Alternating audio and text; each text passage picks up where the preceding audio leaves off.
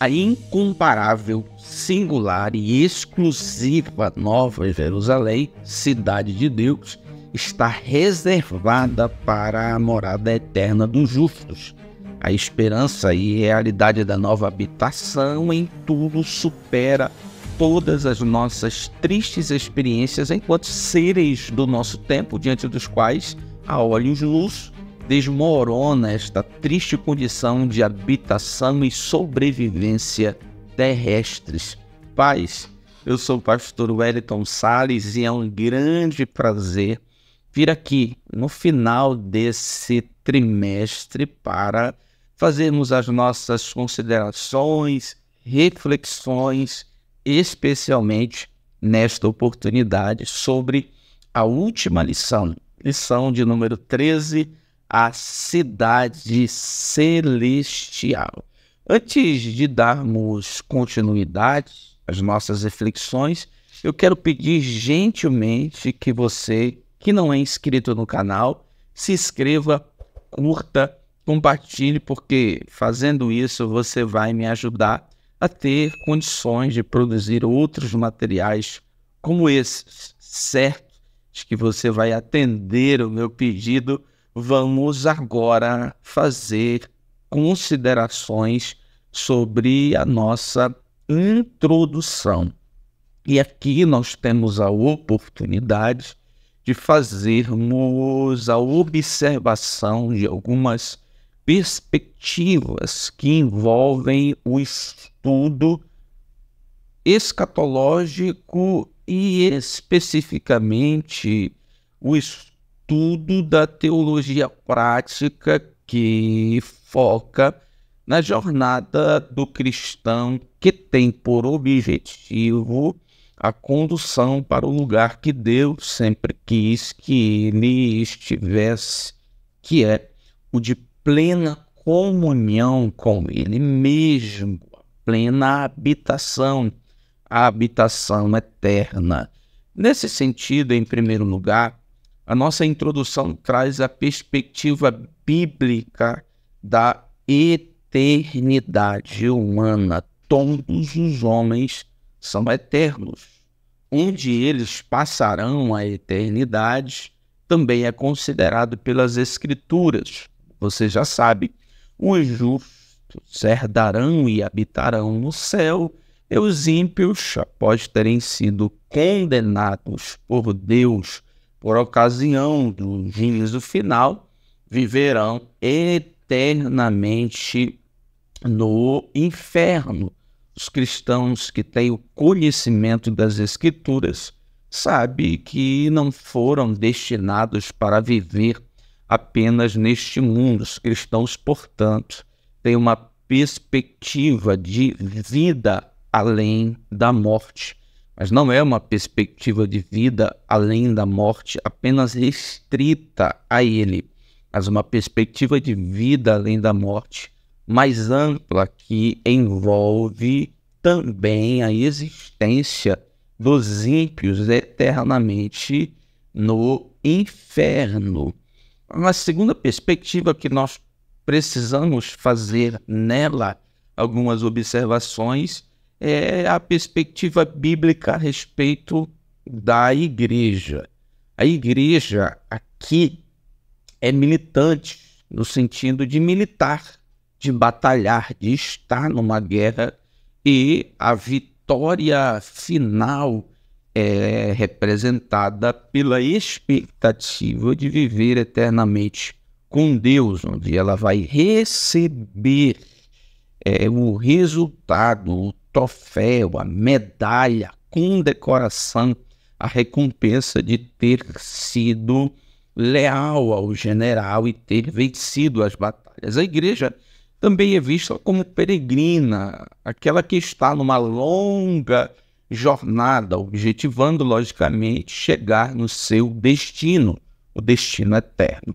A igreja também é vista como forasteira, ou seja, ela está aqui, mas é em certa medida estranha a essa habitação terrena. Na verdade, ela almeja a habitação que lhe é prometida, lhe é natural, lhe é propriedade em Cristo Jesus, que é a habitação eterna. Mas, em terceiro lugar, nós fazemos a consideração da perspectiva teológica, em que nós estudamos o que se convenciona, se concorda chamar no estudo sistemático das últimas coisas de estado eterno.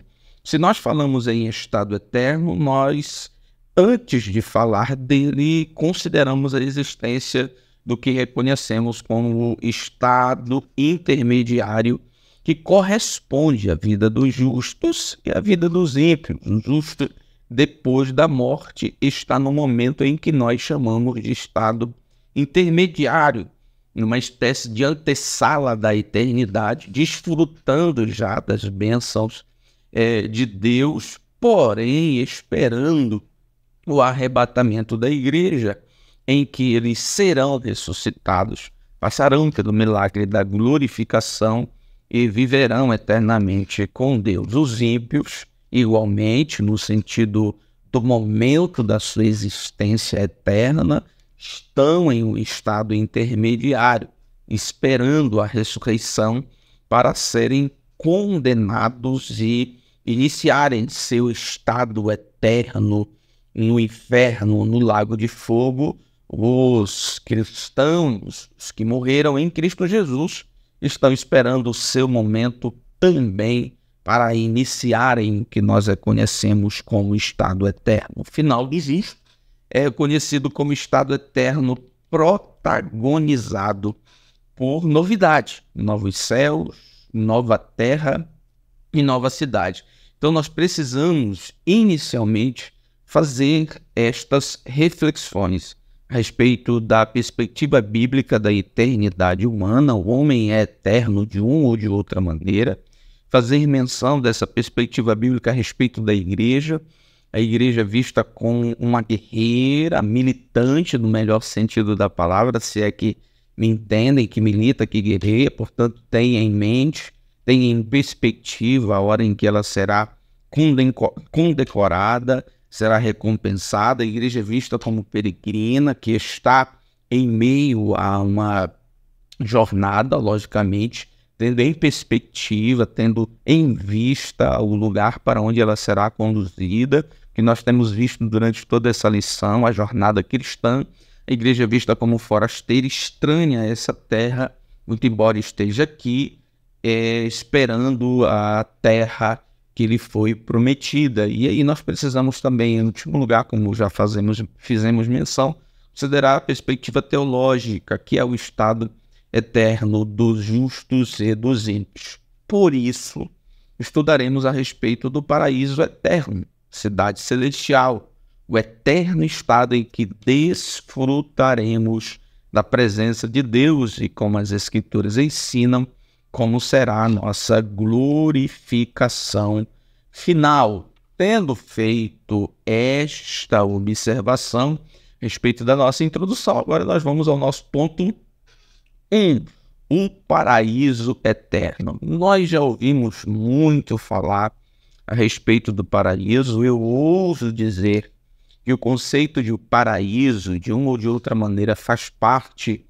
eu diria, da consciência coletiva a que nós estamos inseridos. O que isso significa dizer, pastor Wellington?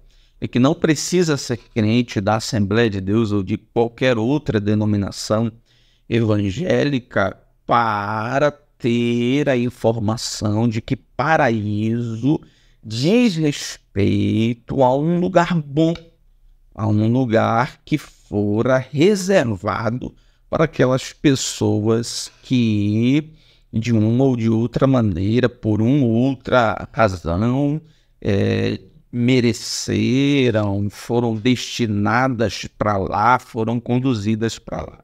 Então, o paraíso é um conceito muito comum na mente do brasileiro, é um conceito muito comum na sociedade. Mas aí está o perigo de nos deixarmos, à luz da ausência de um conhecimento bíblico do que é paraíso, levar por uma série de conceitos aparentemente corretos, mas distantes da Bíblia. Por isso, é necessário nós voltarmos às Escrituras e considerarmos o conceito de paraíso à luz delas, conforme as sagradas letras. O contexto do paraíso é o da novidade em Apocalipse. A santa cidade que define o paraíso eterno se estabelece num ambiente novo, novos céus e nova terra. É verdade que nós temos mais informações a respeito de alguns detalhes que nos são vedados, eu diria assim, outras ocasiões em que a palavra paraíso aparece em Apocalipse, o livro de Apocalipse, especialmente no capítulo 21, 22, é que nos dá alguns detalhes a respeito dessa habitação eterna. E é bom fazer a consideração de que quando nós somos informados a respeito desses detalhes a respeito do paraíso eterno, da habitação eterna, isso se dá no momento, eu diria assim, da carta, da profecia, que nós reconhecemos biblicamente como Apocalipse, em que existe uma série de novidades, né? Nova cidade, novos céus e nova terra. Mas nós, para além de considerarmos o termo paraíso nesse contexto apocalíptico, de maneira panorâmica, mais ampla, é necessário nós fazermos a consideração de que, inicialmente, paraíso aparece no contexto da criação, no contexto criacional, estando também associado ao termo paraíso, era o lugar perfeito que Deus havia criado para que Adão e Eva habitassem antes de pecarem. Então, em primeiro lugar, no livro de Gênesis, nós somos informados do jardim do Éden, em que Deus originalmente coloca o homem, e nós vamos perceber que a palavra paraíso, tanto no hebraico quanto no Novo Testamento, ela faz menção de jardim, de lugar paradisíaco, de lugar idílico, de lugar natural, de lugar em que há calma, prazer, plenitude, e assim sucessivamente.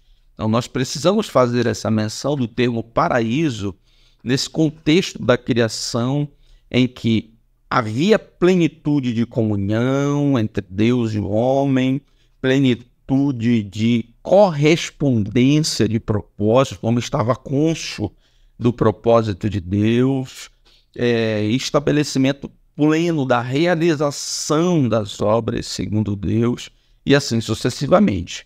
Mas nós vamos avançando e compreendemos que, para além do quesito criacional, o termo paraíso aparece também e principalmente no âmbito escatológico, no estudo das últimas coisas. Compreendemos que, no que tange a palavra paraíso, no aspecto bíblico-teológico, ambos os termos aludem ao estado de perfeição, prazer, e isso porque se trata de um lugar em que não haverá mais sofrimento. Ou seja, nós já estamos falando do paraíso sob a perspectiva escatológica. Mas, em terceiro lugar, nós podemos falar de paraíso assim, na perspectiva teontológica, ou seja, na perspectiva do estudo do ser de Deus. Onde é que Deus habita? Nós perguntamos quando nós estamos estudando teologia própria, a teontologia, aquela disciplina da teologia sistemática que nós estudamos atributos e assim sucessivamente. É uma definição que podemos mencionar de paraíso é o céu como morada de Deus, dos anjos, e por fim, dos salvos em vista da união perfeita e eterna. Então, de maneira panorâmica, o termo paraíso vai estar ligado ao âmbito da criação, o termo paraíso vai estar ligado, e isso é mais claro, no âmbito do estudo escatológico, e o termo paraíso vai estar ligado, de uma ou de outra maneira, ao estudo a respeito do ser de Deus. Onde é que Deus mora? Paraíso, céu, morada de Deus, dos anjos. E por fim, que Deus mora lá e prometeu que onde ele estiver, nós estaremos também, em vista da restauração e o estabelecimento da comunhão plena, o relacionamento pleno, nós vamos estar onde Deus habita, ou seja, no céu, no paraíso. Em segundo lugar, segundo subponto, nós vamos considerar a seguinte pergunta: o que é a cidade eterna? Se paraíso é o lugar da habitação de Deus, o lugar da habitação dos anjos e, por fim, o lugar da habitação em comunhão plena dos salvos com Deus, o que é cidade eterna? E aí, para responder essa pergunta, é interessante nós começarmos a considerar como a cidade aparece em Apocalipse, porque existe um contraste muito considerável. Apocalipse não fala apenas da cidade mais famosa, a Nova Jerusalém, mas em claro contraste à Nova Jerusalém, em primeiro lugar, Apocalipse fala da grande Babilônia, a grande prostituta, a grande cidade. Então, se nós vamos para Apocalipse, tentar responder o que é a cidade eterna, sermos conduzidos pela tentativa de responder a respeito de cidade em Apocalipse, nós precisamos considerar que Apocalipse fala de duas cidades com pesos proféticos diferentes. A primeira cidade é a Grande Babilônia. Ela é assim é considerada a cidade que, durante a 60ª semana de Daniel, servirá de capital política do anticristo. Não se esqueça disso. Apocalipse 17:1. Espiritualmente, a referida cidade é conhecida como a Babilônia, numa clara referência à capital da Caldeia, que em 586 a.C. destruiu o Santo Templo em Jerusalém. Olha o peso eu diria, representatividade profética da simbologia, das lições espirituais que trazem a aparição desta cidade em Apocalipse 17:1. A grande prostituta que, mais uma vez, lembrem-se, será a base, o quartel-general, o lugar do trono do anticristo. Mas deixando para trás a grande Babilônia, vamos considerar outra cidade, a cidade que é a razão do nosso estudo de hoje, que é a Nova Jerusalém. A Nova Jerusalém estará sobre a terra como quartel-general de Deus. Lembra que a Babilônia seria o quartel-general do diabo, do anticristo? No período da grande tribulação, Nova Jerusalém será o quartel-general de Deus. Não mais estaremos separados, nós sobre a terra e Deus sobre o seu trono, onde? Na Nova Jerusalém, porque a grande Babilônia já ficou para trás, a sede do governo, com governo e tudo, foram arrasadas, vencidas de uma vez por todas. Agora, como parte da novidade eterna, existe uma nova cidade, a cidade de Deus, a cidade do trono de Deus, a cidade que não passa, a cidade eterna. Então percebam a importância de estudar sobre a cidade eterna a partir dessa perspectiva, logicamente apocalíptica, até porque os conceitos que nós temos sobre a cidade e a Nova Jerusalém especificamente retirado, por assim dizer, do livro de Apocalipse, mas redobrem a atenção para o que eu vou considerar aqui. É necessário que nós tenhamos o cuidado, é necessário que nós tenhamos a sensibilidade de não nos atrapalharmos na condução, na administração de alguns conceitos a respeito da novidade dos céus e terra e da cidade, até porque, como veremos, céu e terra, nova cidade, será uma grande só, será uma coisa só, em comunhão excelente, eterna, não serão separados. É o novo céu, nova terra, nova cidade, será uma realidade de existência só, verá numa grei só, como diz as Escrituras. Mas a respeito de novo céu e nova terra, nós precisamos ter cuidado com a teoria da purificação da terra. E aqui diz lá na lição, e eu quero que você tenha cuidado com o que está exposto na lição, com todo respeito. Depois do julgamento final, após o milênio, Apocalipse 20, e a purificação da terra por meio do fogo, 2 de Pedro 3,10. Esse é o conceito que foi inaugurado por Tomás de Aquino, de que, na verdade, novos céus e nova terra serão resultados de uma purificação. Nós não cremos assim. Nós não cremos na teoria da purificação. Nós cremos na teoria, ou melhor, na verdade bíblica, a partir dos termos gregos, que haverá uma nova terra, resultado não de uma purificação e nem de uma restauração. E o próprio comentarista dessa lição faz questão de inicialmente fazer menção exatamente de novos céus e nova terra como algo novo, jamais usado, e não é purificado, não é restaurado. A nova criação não é resultado de uma purificação, de uma restauração. É só lembrar da palavra grega usada para novo, que é kainos. Na verdade, um mundo totalmente novo deverá ser criado. Na verdade, um mundo totalmente novo deverá ser criado. Deus, o Pai, é rico e suficiente para não precisar copiar nada do mundo atual, restaurar, dar um jeito, purificar.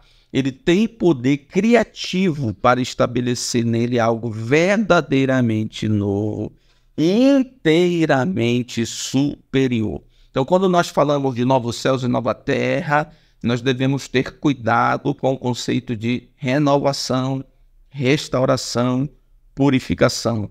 A partir do termo grego utilizado em Apocalipse, kainos, não se trata de restauração, se trata de nova criação. E, em segundo lugar, nós devemos ter cuidado com a teoria de que a Nova Jerusalém é a igreja. Uma teoria, inclusive, paz, meus senhores, defendida por Lutero e Calvino. Lutero e Calvino diziam que a Nova Jerusalém é a igreja e decididamente não encaravam como uma cidade literal, porque não tinham eu diria, disposição, a capacidade de fazer a consideração de que quando Apocalipse diz que João viu ela descer como uma esposa, no caso da língua portuguesa, nós estamos tratando de uma figura de linguagem chamada símile, ou comparação. Não é que é a esposa, é como, a semelhança de, igual.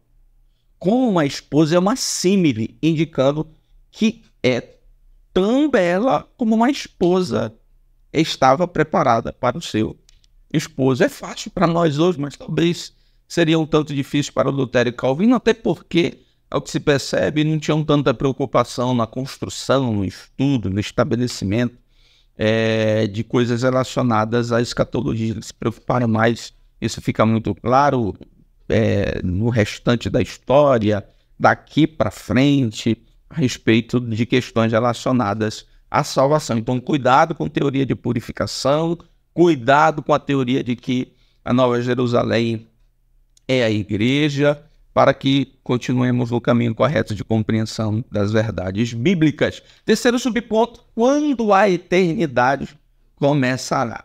Eternidade, é claro, como esse momento de estado eterno, habitação, a cidade de Deus. Então a gente precisa, nesse sentido, para responder essa pergunta, organizar, eu diria assim, os eventos. Em primeiro lugar, nós temos o rapto, o arrebatamento da igreja. Segundo lugar, depois do arrebatamento, tribunal de Cristo. Momento em que os justos serão recompensados ou não. Esse tribunal não é condenatório, mas recompensador. Depois do tribunal, festa, bodas do Cordeiro.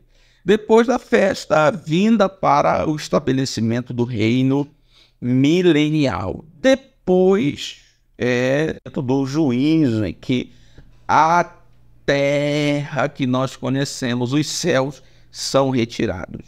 Somem, não são purificados.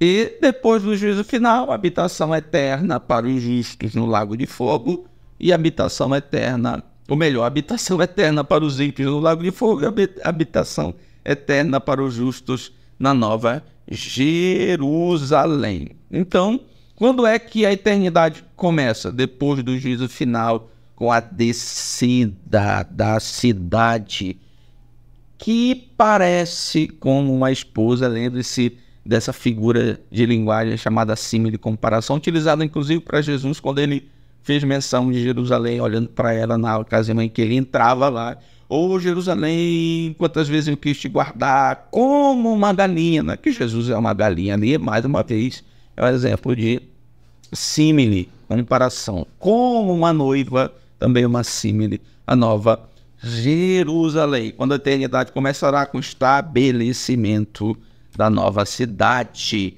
Então são esses, em primeiro lugar, os subpontos do nosso primeiro ponto, que é o paraíso, o lugar de habitação eterna dos santos, o que é a cidade eterna, quartel-general de Deus, onde nós não estaremos separados, nós estaremos em plena comunhão com Deus. A cidade é literal, não é simbólica, e aqui nós somos conduzidos a essa ideia da literalidade da cidade, porque João faz menção de metragem, João faz menção de altura, João faz menção de portas, João faz menção de muros, João faz menção de alicerces, João faz menção de uma série de informações muito exatas que correspondem à literalidade da cidade.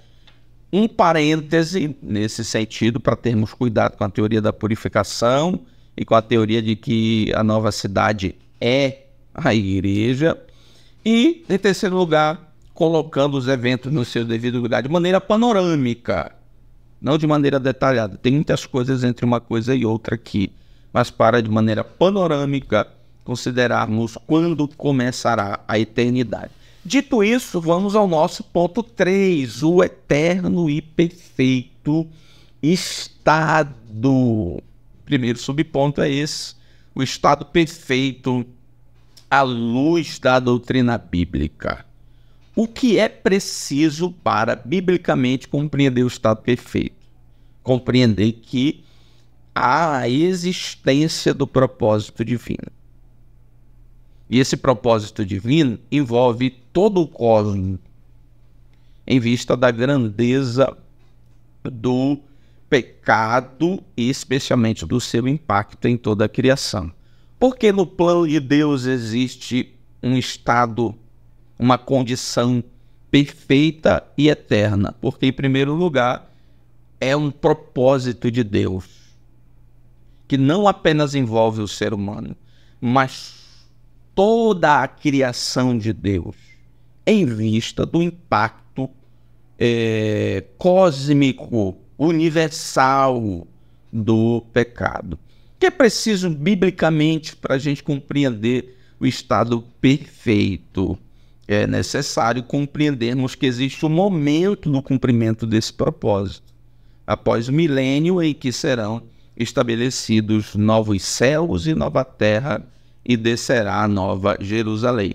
Não confundir o milênio como estado eterno, não confundir o milênio como o último momento do plano. O milênio é um momento do plano, é como se fosse um testemunho desse estado perfeito, desse estado eterno para o mundo, a fim de que o mundo se torne de uma vez por todas inexcusável diante do juízo de Deus. O que é preciso para biblicamente compreender o estado perfeito? É compreender o resultado do cumprimento do propósito de Deus. Todas as coisas em plena comunhão com o Criador e com tudo.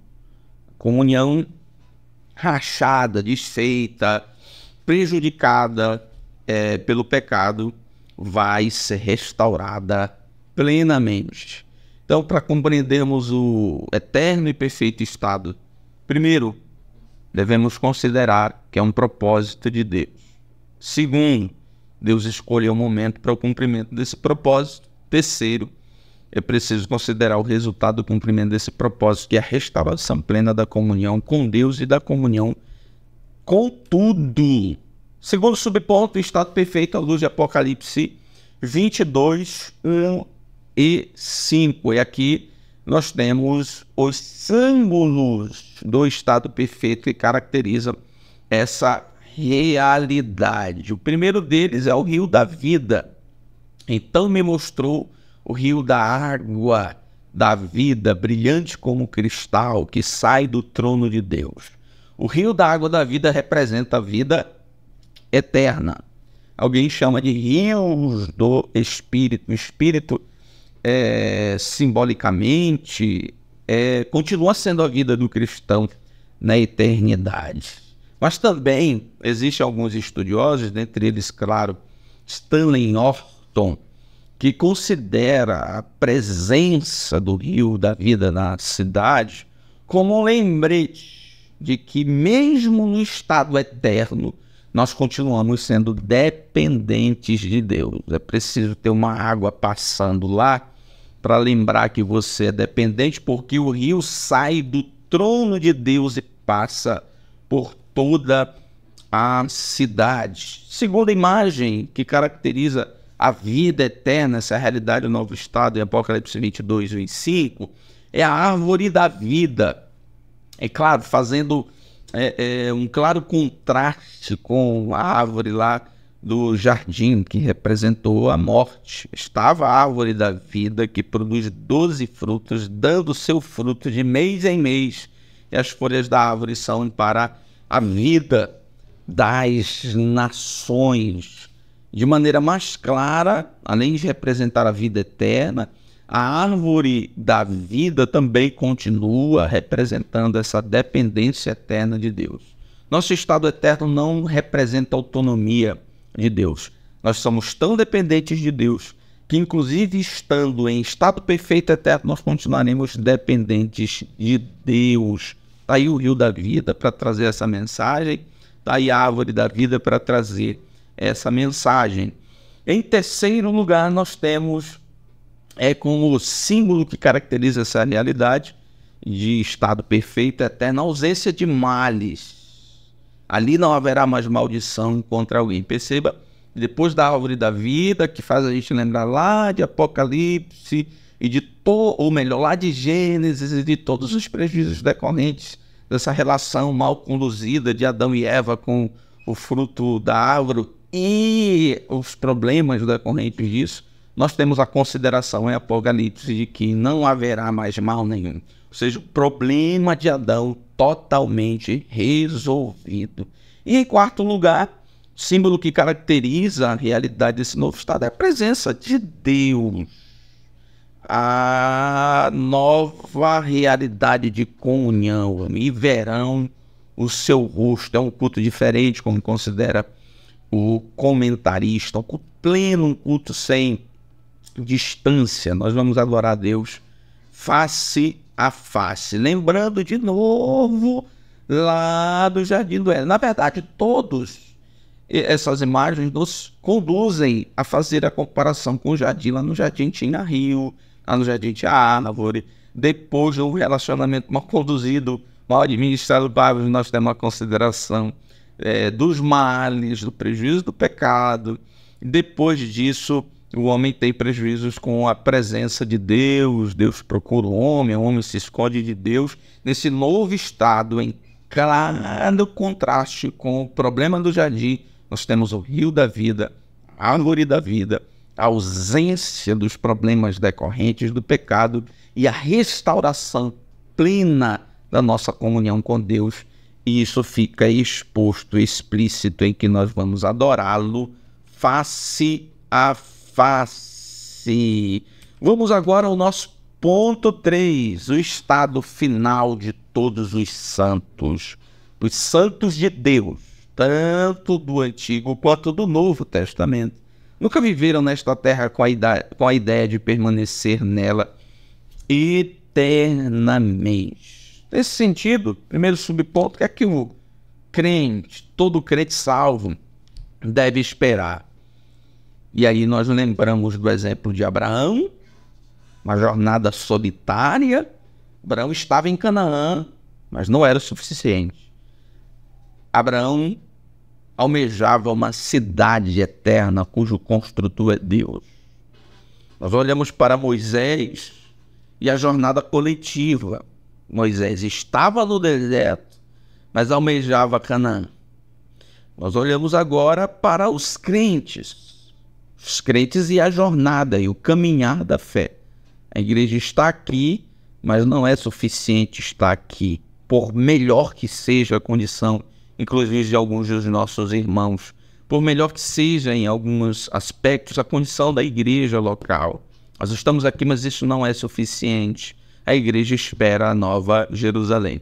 A gente olha para Abraão, ele tem, mesmo em Canaã, a expectativa de uma cidade cujo construtor é Deus. Nós olhamos para Moisés, que está no deserto, mas espera Canaã. Nós olhamos para a igreja, que está aqui, mas espera a nova Jerusalém. Então, qual é a expectativa do crente? É de viver na nova cidade, eternamente. E aí eu abro um parêntese para fazer a lembrança que nós devemos estar cuidadosos quanto às convocações, eu diria assim, deste mundo para amá-lo, para desejar estar aqui, para construir coisas que ao nosso ver parecem eternas aqui e imaginar que é bom mesmo ficar aqui. Nós não somos impedidos pelas Sagradas Escrituras de sonhar, de planejar, de construir, de enriquecer, não, senhores. Isso só não pode tomar o nosso coração. Isso não pode manchar, macular a nossa perspectiva da eternidade. Poderemos ser os mais fartos que Deus pode nos dar a oportunidade de sermos, mas ainda assim precisamos ter a consideração que isto é insuficiente, porque nós esperamos uma nova e plena morada. Segundo o subponto, viveremos todos em unidade. E isso fica, assim, de maneira muito clara, exposto no livro de Apocalipse, especialmente quando João faz menção da nova cidade, quando ele fala de 12 portas, que tem o nome das tribos de Israel, e quando ele faz menção do alicerce, que tem o nome dos 12 apóstolos. Isso significa dizer que a cidade vai ser um lugar que recepciona bem, onde vivem bem os judeus, o povo de Israel. É uma cidade em que recebe bem, vive bem a igreja. Afinal, é um lugar que chama o povo de Israel, é um lugar que simbolicamente chama para viver em unidade. A igreja, então as 12 portas com o nome das 12 tribos, o alicerce com o nome dos 12 apóstolos, traduz essa ideia de que aqui, nesta cidade, é um lugar de comunhão, em que os povos serão som. Não haverá grego, não haverá judeu, todos serão plenamente cidade é o lugar da plena unidade do povo de Deus. Lembrar que essa cidade é literal. Isto demonstra, portanto, que ela será um lugar apto para a comunhão e habitação perfeita entre Israel e a igreja. E o terceiro e último ponto, finalmente, em casa, e nós somos convidados a essa compreensão doméstica, lembrando de Jesus. Em João 14, não fiquem preocupados, na casa de meu pai há muitas moradas. Há quem interprete moradas como um aposento, lugar de descanso, traduzindo essa ideia doméstica. Se não fosse assim, eu não teria dito. Ou seja, se isso não fosse uma realidade, eu já teria dito para vocês. Mas é verdade, eu vou preparar lugar. Preparar lugar não é que a Nova Jerusalém está sendo construída. Preparar lugar como se fosse no sentido de recepção. Quem vai recepcionar não vai construir casa, vai organizar, vai preparar um lugar para recepção. Esta é a nossa grande recompensa de quando findarmos aqui na terra a nossa jornada. Essa é a bendita esperança de todo cristão sincero que deseja morar no céu. Deus te abençoe. Que o Espírito de Deus firme os teus passos na caminhada, te conduza até que você chegue à eternidade com Deus. Deus abençoe você em nome de Jesus.